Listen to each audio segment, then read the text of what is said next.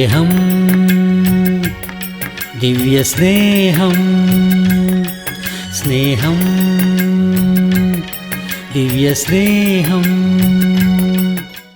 സ്വർഗസ്ഥനായ ഞങ്ങളുടെ പിതാവേ, നിന്റെ നാമം വിശുദ്ധീകരിക്കപ്പെടുമാറാകട്ടെ. അവന്റെ നാമം എങ്ങനെയാണ് വിശുദ്ധീകരിക്കപ്പെടുന്നത്? അവന്റെ നാമം എവിടെയുണ്ട്? നാം ധരിച്ചിരിക്കുന്നു. നാം ആരാണ്? വിശ്വാസികൾ. നാം ആരാണ്? ക്രിസ്ത്യാനികൾ. നാം ആരാണ്? ദൈവത്തിന്റെ മക്കൾ. ഒരു പയ്യൻ കുറ്റം ചെയ്താൽ ആരെയാണ് എല്ലാവരും കുറ്റം വിധിക്കുന്നത്? ആരാണ് ഇവനെ വളർത്തിയത്? ആദ്യമായി അപ്പനെയും അമ്മയുമാണ് എല്ലാവരും വഴക്ക് പറയുന്നത്. ആരാണ് നിന്നെ വളർത്തിയത് എന്ന് ചോദിക്കും. അവൻ ചെയ്ത കുറ്റത്തിന് വീട്ടുകാരെ എന്തിനാണ് പറയുന്നത്? നിങ്ങൾ നിമിത്തം ദൈവത്തിന്റെ നാമം ജാതികളുടെ ഇടയിൽ ദൂഷിക്കപ്പെടുന്നു എന്ന് എഴുതിയിരിക്കുന്നുവല്ലോ. റോമർക്കെഴുതിയ ലേഖനത്തിൽ.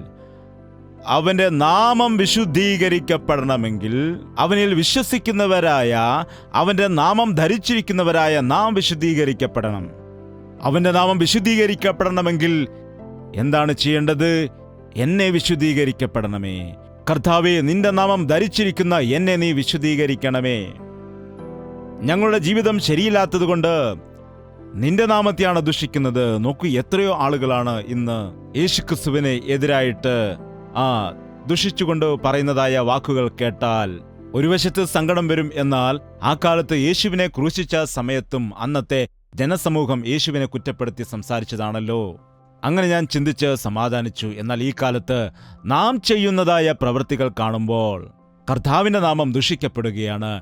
നിന്റെ നാമം വിശുദ്ധീകരിക്കപ്പെടണമേ എന്ന് പറയുമ്പോഴെല്ലാം എന്നെ നീ വിശുദ്ധീകരിക്കണമേ.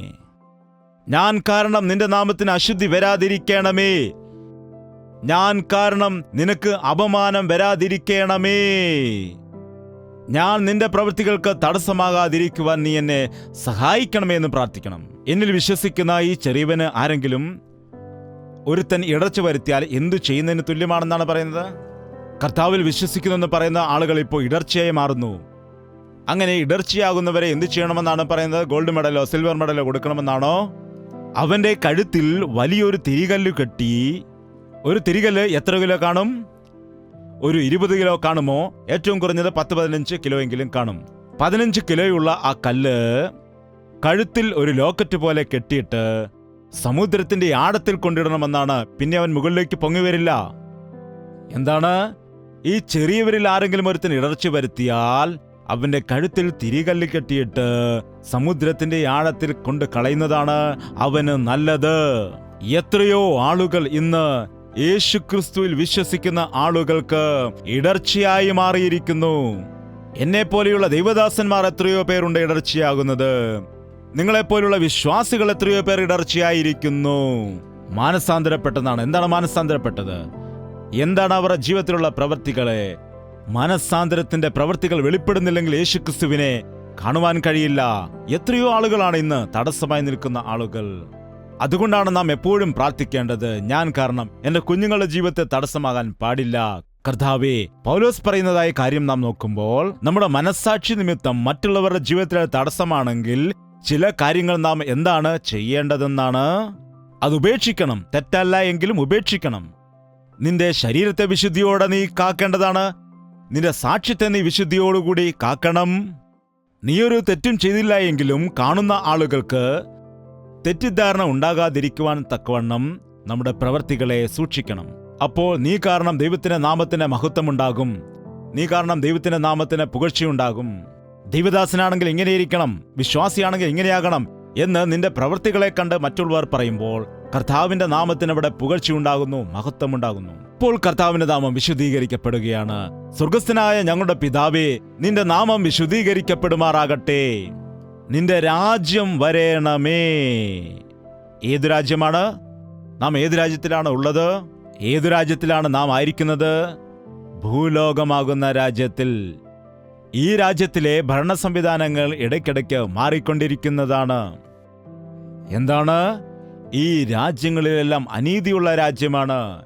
ഈ രാജ്യങ്ങൾ എല്ലാം കൊടും മുഴക്കത്തോടെ ഒഴിഞ്ഞു പോകും. മൂലപദാർത്ഥങ്ങൾ കത്തി അമരുകയും ഭൂമിയും അതിലുള്ള പണികളും വെന്തുപോവുകയും ചെയ്യും.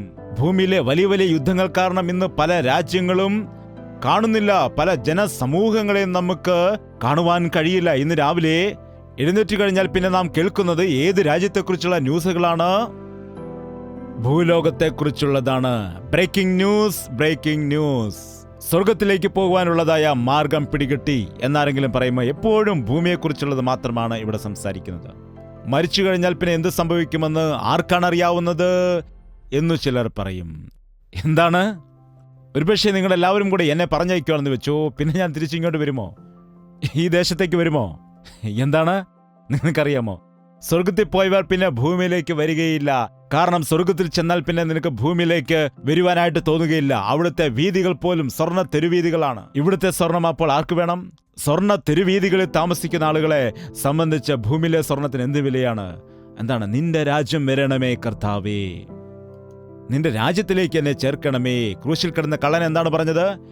യേശുവേ, യേശുവേ. അപ്പോൾ മറ്റേ കള്ളൻ പറഞ്ഞു, നീ ദൈവമാണെങ്കിൽ നിന്നെ വിടുവിക്കുക, ഞങ്ങളെയും നീ വിടുവിക്കുക എന്ന്. എന്തിനു വേണ്ടിയാണ്? വീണ്ടും ഇറങ്ങി വന്നിട്ട് മോഷണം നടത്തുവാൻ വേണ്ടി, എന്നിട്ട് വീണ്ടും പോലീസ് പിടിച്ചിട്ട് അകത്താകുവാനായിട്ട്. അവൻ യേശുവിനോട് ആവശ്യപ്പെട്ടത് എന്താണ്? അവനെ വിടുവിക്കുക. എന്തിനു വേണ്ടിയാണ്? വീണ്ടും ലോകത്ത് എന്നിട്ട് അവനെ ജീവിക്കുവാനായി. എന്നാൽ രണ്ടാമൻ എന്താണ് പറഞ്ഞത്? നീ ദൈവത്തെ ഭയപ്പെടുത്തില്ലേ? എന്താണ്? നമ്മെ സംബന്ധിച്ച് ഇത് യോഗ്യമാണ്, എന്നാൽ ഇവനിൽ ഒരു കുറ്റവും ഇല്ല. എന്നിട്ട് യേശുവിനെ നോക്കി എന്താണ് പറഞ്ഞത്? യേശുവേ, നീ രാജ്യത്വം പ്രാപിച്ചു വരുമ്പോൾ. എന്താണ് ആ കള്ളൻ പറഞ്ഞത്? നീ രാജ്യത്വം പ്രാപിച്ച് വരുമ്പോൾ. അവന്റെ ആഗ്രഹം എന്താണ്? ദൈവത്തിന്റെ രാജ്യത്തിലായിരിക്കണം. ഈ രാജ്യം എനിക്ക് നല്ലത് അല്ല. ഈ കള്ളവും കൊലയും കഷ്ടതയും ബുദ്ധിമുട്ടും ഞെരുക്കങ്ങളും ഭാരങ്ങളും അഴിമതിയും ഈ ലോകത്തിൽ എവിടെ നോക്കിയാലും ഇതാണ്. ന്യൂസ് പേപ്പറിൽ നമ്മൾ വായിച്ചു നോക്കുമ്പോൾ വഞ്ചനയും അതുപോലെ ദുഷ്ടതയും കളവും കൊലപാതകവും വ്യഭിചാരവും ആക്രമണങ്ങളും, ബലവാന്മാർ ബലഹീനരെ തകർത്തു കളയുന്നത്, അന്യായം, ദുഷ്ടപ്രവർത്തികൾ. എന്നിട്ടും ഈ ലോകത്തിൽ തന്നെ ജീവിക്കുവാൻ ആഗ്രഹിക്കുന്നത് എന്താണ്? എന്നിട്ടും ഈ ലോകത്തെക്കുറിച്ച് എന്തിനാണ് ചിന്തിച്ചുകൊണ്ടിരിക്കുന്നത്? ഒരു യഥാർത്ഥ വിശ്വാസിയുടെ പ്രാർത്ഥന ഇതാണ്: കർത്താവേ, നിന്റെ രാജ്യത്തിൽ നീ എന്നെ ഓർക്കണമേ. നിന്റെ വരവിങ്കൽ എടുക്കുവാൻ തക്കവണ്ണം നീ എന്നെ സഹായിക്കണമേ. എന്താണ് അവൻ പറഞ്ഞത്? ഞാൻ പോയിട്ട് നിങ്ങൾക്ക് സ്ഥലമൊരുക്കി വരാം. വീണ്ടും വന്നിട്ട് ഞാൻ നിങ്ങളെ കൂട്ടിക്കൊണ്ടുപോകും. നിങ്ങൾ കർത്താവിനോടുകൂടെ ഉയർത്തെഴുന്നേറ്റപ്പെട്ടവരാണെങ്കിൽ ഭൂമിയിലുള്ളതല്ല, സ്വർഗത്തിലുള്ളത് തന്നെ നിങ്ങൾ ചിന്തിക്കുക. നിന്റെ രാജ്യം വരുമാറാകണമേ എന്ന് ഓരോ തവണ പ്രാർത്ഥിക്കുമ്പോഴും നമ്മൾ ആലോചിക്കണം, ശരിയല്ലേ? ഈ നിസ്സാരമായ ലോകത്തിൽ കഷ്ടത മാത്രമാണ്. ഇവിടെ അനീതിയും അക്രമവും ഉണ്ട്. കർത്താവെ, ഞങ്ങൾ ഈ ലോകത്ത് യാത്രക്കാർ മാത്രമാണ്. നിന്റെ രാജ്യം വരുമാറാകണമേ, ഞങ്ങളെ നിന്റെ രാജ്യത്തിന് അവകാശികളാക്കി മാറ്റണമേ എന്നത് നമ്മുടെ പ്രാർത്ഥനയിൽ പ്രധാന വിഷയമായിരിക്കണം. സ്വർഗസ്വനായ ഞങ്ങളുടെ പിതാവേ, നിന്റെ നാമം വിശുദ്ധീകരിക്കപ്പെടട്ടെ. നിന്റെ രാജ്യം വരേണമേ. നിന്റെ ഇഷ്ടം സ്വർഗത്തിലെ പോലെ തന്നെ ഭൂമിയിലും ആകണമേ. സ്വർഗത്തിൽ ഒരേ ഒരു ആജ്ഞ മാത്രമാണ്, ഒരാളുടെ വാക്കാണ്. കോടിക്കണക്കിന് ദൂതന്മാർ ആ വാക്കിനെ അനുസരിക്കണം. പിതാവ് പറയുന്ന വാക്കിന് അവിടെ എതിർവാക്കില്ല. എല്ലാവരും ഒരാളെ മാത്രം അനുസരിക്കണം. ആ ലൂസിഫർ എന്ന് വിളിക്കുന്നതായ ദൂതൻ ദൈവത്തിന്റെ വാക്കിനെ അനുസരിക്കാത്തത് കൊണ്ടാണ് സ്വർഗത്തിൽ നിന്ന് അവൻ തള്ളപ്പെട്ടത്, പിശാചായിട്ട് മാറിയത്. സ്വർഗത്തിൽ എപ്പോഴും പിതാവിന്റെ വാക്കുകളാണ് അനുസരിക്കേണ്ടത്. ഭൂമിയിലാണെങ്കിൽ ഓരോരുത്തർക്കും അവരുടെ ഇഷ്ടങ്ങൾ. സത്യമല്ലേ ഞാൻ പറഞ്ഞത്? ഭാര്യാഭർത്താക്കന്മാരെ, നിങ്ങൾ സത്യമായിട്ട് ചിന്തിക്കുക, സത്യമായിട്ടും പറയുക. നിങ്ങൾ വളരെ ആദർശ ദമ്പതികൾ ആണല്ലോ. നിങ്ങൾ അങ്ങനെയൊന്നും കലഹിക്കുന്നവരല്ല. എന്നാൽ നിങ്ങൾ സത്യമായിട്ടും പറയുക, നിങ്ങളുടെ ചിന്തകളും നിങ്ങളുടെ ഭർത്താവിന്റെ ചിന്തകളും ഒരുപോലെയാണോ? എന്താണ്? നിങ്ങളുടെ ഇഷ്ടങ്ങളും നിങ്ങളുടെ അഭിപ്രായങ്ങളും ഒന്നാണോ? നിങ്ങളുടെ ഭർത്താവ് ചെയ്യുവാൻ പറയുന്നത് മാത്രമേ ചെയ്യുകയുള്ളൂ? അവൻ വേണ്ടെന്ന് പറഞ്ഞാൽ ഉപേക്ഷിച്ച് കളയുമോ? എന്നാൽ ഈ കാലത്ത് എന്താണ് സംഭവിക്കുന്നത്? അവർക്കെതിരായിട്ടാണ് ചെയ്യുന്നത്. അവൻ വേണ്ട എന്ന് പറയുകയാണെങ്കിൽ അത് മാത്രമായിരിക്കും ഇവർ ചെയ്യുന്നത്. ഭാര്യ അനുസരിക്കുന്നില്ലെങ്കിൽ അവൻ പറയുന്നത് നിർത്തുകയാണ്, അല്ലാതെ അവന്റെ അഭിപ്രായം മാത്രം മാറ്റുകയില്ല. ഓരോരുത്തർക്കും സ്വന്തം ഇഷ്ടങ്ങളാണ്. മക്കളും ഇപ്പോൾ ഇങ്ങനെ തന്നെയാണ് പ്രവർത്തിച്ചു വരുന്നത്. നമ്മുടെ കുട്ടികളെ നോക്കുക. നമുക്ക് ദേഷ്യം വരുന്നത് ഏത് വിഷയത്തിലാണെന്ന് മനസ്സിലാക്കിയ അവർ ആ കാര്യം നമ്മോട് പറയുകയില്ല. ബാക്കിയുള്ള കാര്യങ്ങൾ മാത്രമേ നമ്മോട് പറയൂ. അവർ വളരെ ചിന്തിച്ചാണ് കാര്യങ്ങൾ ചെയ്യുന്നത്. എന്തു പറഞ്ഞാൽ മമ്മി സമ്മതിക്കില്ല, പപ്പ സമ്മതിക്കില്ല, അത് അവർക്ക് വ്യക്തമായി അറിയാം. അതുകൊണ്ട് അവർ അതുമാത്രം പറയുകയില്ല. ബാക്കിയുള്ള കാര്യങ്ങൾ മാത്രമേ നമ്മോട് പങ്കുവയ്ക്കുകയുള്ളൂ. തങ്ങളുടേതായ ഇഷ്ടങ്ങളാണ് അവർ ചെയ്യുന്നത്. പ്രാർത്ഥനയെക്കുറിച്ച് ഒരു വാക്കിൽ പറയുകയാണെങ്കിൽ, പ്രാർത്ഥനയെക്കുറിച്ച് ഒരു വാക്കിൽ വിശദീകരിക്കുകയാണ് എങ്കിൽ, നിന്റെ ഹിതം ഉപേക്ഷിച്ചിട്ട് അവന്റെ ഹിതത്തെ അംഗീകരിക്കുകയാണ്. നിന്റെ ഇഷ്ടങ്ങളെല്ലാം നടക്കാൻ വേണ്ടിയല്ല നീ പ്രാർത്ഥിക്കേണ്ടത്. നിന്റെ ഇഷ്ടങ്ങളെല്ലാം കർത്താവിന്റെ മുമ്പിൽ വെച്ചിട്ട് അവന്റെ ഇഷ്ടം ചെയ്യുവാൻ നീ ഒരുങ്ങുന്നതാണ് പ്രാർത്ഥന. എത്ര ആളുകളുണ്ട് അങ്ങനെ പ്രാർത്ഥിക്കുന്നവർ? ഇന്ന് ഞാൻ ഓരോരോ കാര്യങ്ങൾ ദൈവത്തോട് ചോദിക്കാൻ വേണ്ടി വന്നു എന്ന് പറയുന്നതല്ല. ഇന്ന് ദൈവം എനിക്ക് നൽകുന്ന കാര്യങ്ങൾ കൊണ്ടുപോകാൻ വേണ്ടിയാണ് ഞാൻ വന്നിരിക്കുന്നത് എന്ന് പറയുന്നതാണ് പ്രാർത്ഥന. ചില സമയത്ത് നാം ചോദിക്കുന്നത് ദൈവം നൽകും. നിങ്ങൾ ചോദിക്കുന്നത് അവന്റെ ഹിതമാണെങ്കിൽ അവൻ നൽകും. നിങ്ങൾ ചോദിപ്പിന് ഞാൻ നൽകാമെന്ന് അവൻ പറഞ്ഞു. എന്നാൽ ചോദിക്കുമ്പോൾ ലഭിക്കുന്നില്ല എന്ന് പറയുന്നെങ്കിൽ നിങ്ങൾ ചോദിച്ചത് നിങ്ങളുടെ സുഖ സൗകര്യങ്ങൾക്ക് വേണ്ടിയാണ് ചോദിച്ചത്, അല്ലാതെ ആ വാക്ക് നോക്കുക, സുഖഭോഗങ്ങൾക്ക് വേണ്ടി, അതായത് നിങ്ങൾക്ക് വെറുതെ അനുഭവിക്കുവാനായി, നിങ്ങളുടെ ആനന്ദത്തിനായിട്ട്. അത് ആനന്ദമെന്ന് പറഞ്ഞാലും ശരിയായ വാക്കല്ല, നിങ്ങളുടെ ആസ്വാദനത്തിനായിട്ട്. എന്താണ് തെറ്റായ രീതിയിലുള്ളതായ ആനന്ദം? നിങ്ങൾ പ്രാർത്ഥിക്കുന്ന സമയത്ത് മറ്റുള്ള ആളുകൾക്ക് ദോഷകരമായി അവനെ ഒരു പാഠം പഠിപ്പിക്കണമെന്ന് പറഞ്ഞ് പ്രാർത്ഥിക്കുന്നു. അത്ഭുതം ചെയ്യുന്ന ദൈവമേ, അനുഗ്രഹിക്കുന്നവനായ ദൈവമേ, ദൈവമേ, ദൈവമേ എന്ന് പറഞ്ഞ് പ്രാർത്ഥിക്കുന്നു. കർത്താവ്, നീ ഒരു വാക്ക് പറഞ്ഞാൽ മതി, അവന്റെ കാൽ ഒടിഞ്ഞു പോകും. നീ രാത്രി മുഴുവൻ അങ്ങനെ പ്രാർത്ഥിച്ചാൽ അവന്റെ കാൽ ഒടിഞ്ഞു പോകുമോ? എന്തുകൊണ്ടാണ് നിന്റെ പ്രാർത്ഥന അവൻ കേട്ടില്ലേ? കേട്ടു, എന്നാൽ നീ ചോദിച്ചത് ശരിയായത് അല്ലാത്തതുകൊണ്ടാണ്. ഈ കാലത്തുള്ള മനുഷ്യർ പ്രാർത്ഥനയിൽ അവരുടെ ഇഷ്ടങ്ങൾ മാത്രമാണ് പറയുന്നത്. അതുകൊണ്ടാണ് കർത്താവ് പഠിപ്പിച്ചതായ പ്രാർത്ഥനയിൽ അവൻ പറയുന്നത്, നിങ്ങൾ പ്രാർത്ഥിക്കുന്ന സമയത്തെല്ലാം എന്റെ ഹിതമല്ല കർത്താവേ, നിന്റെ ഹിതം നടക്കണമേ എന്ന് പ്രാർത്ഥിക്കണം. അതുകൊണ്ടാണ് പൗലോസ് പറഞ്ഞത്, ഞാൻ ബുദ്ധി കൊണ്ടും പ്രാർത്ഥിക്കും, ആത്മാവ് കൊണ്ടും പ്രാർത്ഥിക്കുമെന്ന്. നാം പ്രാർത്ഥനയിൽ ഒരു തീരുമാനം എടുക്കേണ്ടതാണ്. നാം ചെയ്യുന്നതായ പ്രവൃത്തികൾ എല്ലാം തന്നെ നാം നമ്മുടെ ഇഷ്ടപ്രകാരമാണോ ചെയ്യുന്നത്, ഇഷ്ടമില്ലാതെയാണോ ചെയ്യുന്നത്? ഇഷ്ടമില്ലാതെ ഒരു കാര്യം ചെയ്യാൻ കഴിയുമോ? മാനസികമായി നീ അംഗീകരിച്ചെങ്കിൽ മാത്രമേ ഏതെങ്കിലും കാര്യങ്ങൾ നിനക്ക് പ്രവൃത്തിയിൽ കൊണ്ടുവരുവാൻ കഴിയുകയുള്ളൂ. ദൈവത്തിന്റെ ഹിതം ചെയ്യുവാൻ നിന്റെ മനസ്സിൽ നീ തീരുമാനം എടുക്കുകയാണെങ്കിൽ, പൗലോസ് യെരുശലേമിലേക്ക് പോകുവാൻ വേണ്ടി ആഗ്രഹിച്ചു എന്ന് പറയുമ്പോൾ പോകുവാൻ അവൻ ഇഷ്ടപ്പെട്ടു എന്നാണ്. പ്രവാചകൻ പറഞ്ഞു, നീ അവിടേക്ക് പോകാൻ പാടില്ല, അവിടെ ചെന്നാൽ നിന്നെ കൊല്ലും, നിനക്ക് ദോഷം സംഭവിക്കും, അവിടെ നിന്നെ തടവറയിലാക്കും, നിനക്ക് കഷ്ടതയായിരിക്കും, അവിടെ ബുദ്ധിമുട്ടായിരിക്കും, അതുകൊണ്ട് നീ പോകാൻ പാടില്ല. എന്നാൽ പൗലോസ് എന്താണ് പറഞ്ഞത്? കഷ്ടതയുണ്ടായാലും ബുദ്ധിമുട്ടുണ്ടായാലും ഞാൻ പോകും. എന്തുകൊണ്ടെന്നാൽ ഇത് ദൈവത്തിന്റെ ഹിതമാണ്. അതുകൊണ്ടാണ്. നമുക്ക് ആ വചനമൊന്ന് വായിക്കാം. ഇത് കേട്ടാറെ യെരുശലേമിൽ പോകരുത് എന്ന് ഞങ്ങളും അവിടുത്തുകാരും അവനോട് അപേക്ഷിച്ചു. അതിന് പൗലോസ്, നിങ്ങൾ കരഞ്ഞു, എന്റെ ഹൃദയം ഇങ്ങനെ തകർക്കുന്നത് എന്ത്? കർത്താവ് യേശുവിന്റെ നാമത്തിനു വേണ്ടി ബന്ധിക്കപ്പെടുവാൻ മാത്രമല്ല, യെരുശലേമിൽ മരിപ്പാനും ഞാൻ ഒരുങ്ങിയിരിക്കുന്നു എന്ന് ഉത്തരം പറഞ്ഞു. അവനെ സമ്മതിപ്പിച്ചുകൂടായികയാൽ കർത്താവിന്റെ ഇഷ്ടം നടക്കട്ടെ എന്നു പറഞ്ഞു ഞങ്ങൾ മിണ്ടാതെയിരുന്നു. അബ്ബ, എന്തൊരു ദൈവദാസനാണ്! നോക്കുക, വിജയവാഡയ്ക്ക് ചെന്നാൽ കാല് തല്ലി ഓടിക്കുമെന്ന് പറഞ്ഞാൽ പിന്നെ ആരെങ്കിലും ഇങ്ങോട്ട് വരുമോ? വരുമോ? നീ അങ്ങോട്ട് പോകരുത്, യെരുശലേമിൽ പോയാൽ നിനക്ക് തിന്മ സംഭവിക്കും. അപ്പോൾ എന്താണ് പറഞ്ഞ? ഞാൻ ബന്ധിക്കപ്പെടുവാൻ മാത്രമല്ല, മരിക്കുവാനും തയ്യാറായിട്ടാണ് പോകുന്നത്. നിങ്ങൾ എന്തിനാണ് എന്നെക്കുറിച്ച് കരയുന്നത്? ഞാൻ തയ്യാറാണ്. കാരണം ഇത് ദൈവത്തിന്റെ ഹിതമാണ്. ഞാൻ മരിക്കുന്നതിന് മുൻപ് രാജാവിനോട് എനിക്ക് സാക്ഷ്യം പറയണം, അവിടെയുള്ള അധികാരികളോട് സാക്ഷ്യം പറയണം. എനിക്ക് എല്ലാത്തിലും ശ്രേഷ്ഠമായ മരണമാണ് ലഭിക്കാൻ പോകുന്നത്, അല്ലാതെ വെറുമൊരു മരണമല്ല. കർത്താവിന്റെ രക്തസാക്ഷിയായിട്ട് എനിക്ക് മരിക്കണം. ഇത് എന്റെ ഹിതമല്ല, കർത്താവിന്റെ ഹിതമാണ്. കർത്താവിന്റെ ഹിതമാണ്. കർത്താവിന്റെ ഹിതം ചെയ്യുന്നവൻ എന്നേക്കും നിലനിൽക്കും. സ്വർഗത്തിൽ നിന്റെ ഇഷ്ടം നടക്കുന്നത് പോലെ കർത്താവ് എന്റെ ജീവിതത്തിലും നിന്റെ ഇഷ്ടം നടക്കണമേ എന്ന് എല്ലാവരും ഒരുമിച്ചിപ്പോൾ പറയുക.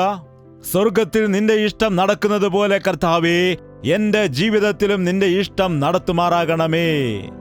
സ്വർഗത്തിലെ പോലെ ഭൂമിയിലും എന്നുള്ളതായ വാക്ക് മാറ്റിയിട്ട് സ്വർഗത്തിലെ പോലെ തന്നെ എന്റെ ജീവിതത്തിലും നിന്റെ ഇഷ്ടം. അതാണ്, ആ സാക്ഷ്യമാണ് ഒരു വ്യക്തി പറയേണ്ടത്. 40 വർഷങ്ങൾക്ക് മുമ്പ് നിന്റെ ഹിതം ഞാൻ ചെയ്യാമെന്ന് പറഞ്ഞുകൊണ്ട് എന്റെ ജീവിതം ഞാൻ അവന് വേണ്ടി ഏൽപ്പിച്ചു കൊടുത്തു. ഈ ദിവസം വരെയും അവന്റെ ഹിതത്തിൽ ഞാൻ മുൻപോട്ട് പോകുന്നത് കൊണ്ട് ഞാനും അനുഗ്രഹിക്കപ്പെടുന്നു, മറ്റനേകർക്കും അനുഗ്രഹമായി തീരുന്നു. നമുക്കെല്ലാവർക്കും ഒരുമിച്ച് പ്രാർത്ഥിക്കാം. ദിവസം തോറും നിന്റെ പ്രാർത്ഥനയിൽ ബലപ്പെടുന്ന ഒരു ജീവിതം ഞങ്ങൾക്ക് എല്ലാവർക്കും നൽകണമേ. ഒരു ദിവസം വചനം വായിക്കുന്നു, അടുത്ത ദിവസം ഞങ്ങൾ വായിക്കുന്നില്ല ദൈവമേ. അങ്ങനെ ഒരു ദിവസം പ്രാർത്ഥിച്ചാൽ അടുത്ത ദിവസം ഞങ്ങൾക്ക് പ്രാർത്ഥിക്കുവാൻ കഴിയുന്നില്ലപ്പാ. അതുകൊണ്ടാണ് എൻ്റെ ആത്മീയ ജീവിതത്തിൽ എനിക്കൊരു വളർച്ച ഉണ്ടാകാത്തത്. അനുദിനവും അനുസരിക്കുന്ന ഭക്തി ഞങ്ങൾക്ക് നൽകണമേ. അതത് ദിവസങ്ങൾക്ക് ആവശ്യമായ ആത്മീയ മന്ന ഭക്ഷിക്കുവാൻ ഉള്ള വിശ്വാസം ഞങ്ങൾക്ക് നൽകണമേ. പ്രാർത്ഥിക്കുന്നുണ്ട് എന്നാൽ മറുപടി ലഭിക്കുന്നില്ല, പ്രാർത്ഥിക്കുന്നുണ്ടെന്നാൽ അത്ഭുതങ്ങൾ സംഭവിക്കുന്നില്ല, പ്രാർത്ഥന ചെയ്യുന്നുണ്ടെന്നാൽ കർത്താവിന്റെ പ്രാർത്ഥന കേൾക്കുന്നില്ല എന്നാണ് ഞങ്ങൾ വിചാരിക്കുന്നത്. യഥാർത്ഥത്തിൽ നിന്റെ പ്രാർത്ഥന സ്വർഗത്തിൽ ചെന്നിട്ടുണ്ടോ?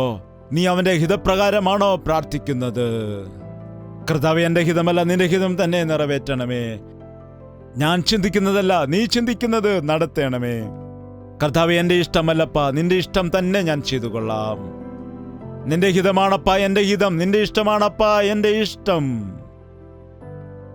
നിന്റെ ഹിതം തന്നെ പ്രവർത്തിക്കാമെന്ന ദൈവത്തോടൊരു തീരുമാനം നമുക്ക് എടുക്കാം. പരിശുദ്ധനായ സ്നേഹമുള്ള ഞങ്ങളുടെ പിതാവേ, ഒരിക്കൽ കൂടി നീ ഞങ്ങളിലേക്ക് ഒന്ന് നോക്കണമേ അപ്പാ.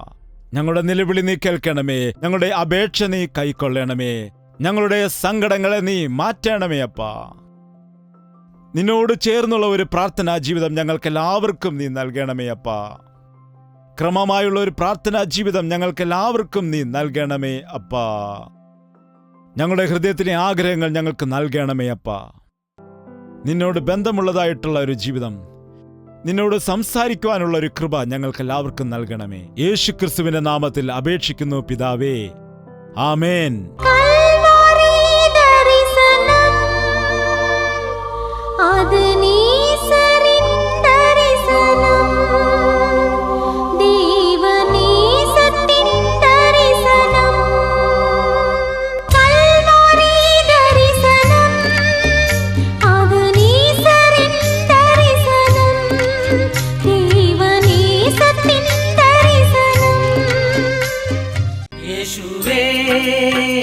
യേശുവേ യേശുവേ യേശുവേ യേശുവേ യേശുവേ യേശുവേ യേശുവേ നിന്നെ നിന്നെ എന്നും ഞാൻ സേവിക്കും, നീ മാത്രം രാജാവെന്നും. നിന്നെ നിന്നെ എന്നും ഞാൻ സേവിക്കും, നീ മാത്രം രാജാവെന്നും. യേശുവേ യേശുവേ യേശുവേ യേശുവേ യേശുവേ യേശുവേ യേശുവേ യേശുവേ യേശുവേ യേശുവേ യേശുവേ യേശുവേ യേശുവേ യേശുവേ